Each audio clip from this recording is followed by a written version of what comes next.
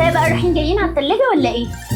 طبعا بقى الليل طويل والشتا بيحب الاكل الكتير. بدل ما نهرب من البرد بالاكل، تعالوا نستغل نظام اليوم الشتوي عشان نوصل للوزن اللي احنا بنحلم بيه بأبسط الطرق. السر كله في شوية تنظيم وطريقة تعاملنا مع الليل الطويل. الشتا مش عدو الدايت خالص، ده بالعكس أكتر وقت جسمك مستعد يحرق فيه، بس ده لو مشيت على الخطوات دي. رقم 1، نستغل الليل الطويل بدل ما نضيعه في السهر والجوع. ده أحسن وقت ننظم فيه نوم، لأن النوم بدري بينظم هرمونات الشبع والجوع وبيخلي الحرق في أعلى مستويات. تاني حاجة، وزع وجباتك. بلاش نظام الوجبة الواحدة الكبيرة، قسم يومك لوجبات صغيرة بس تكون غنية بالبروتين والألياف عشان تحس بالشبع فترات طويلة. طب لما الجوع يهاجمك بالليل هتعمل إيه؟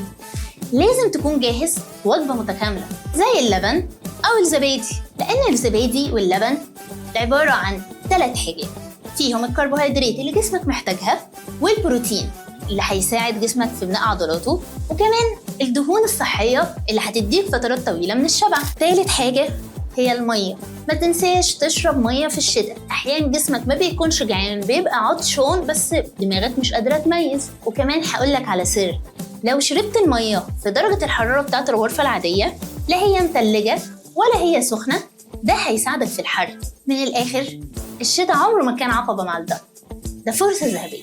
واعرف إن كل أكلة مفيدة بكميات مظبوطة هي خطوة في طريق الوزن المثالي.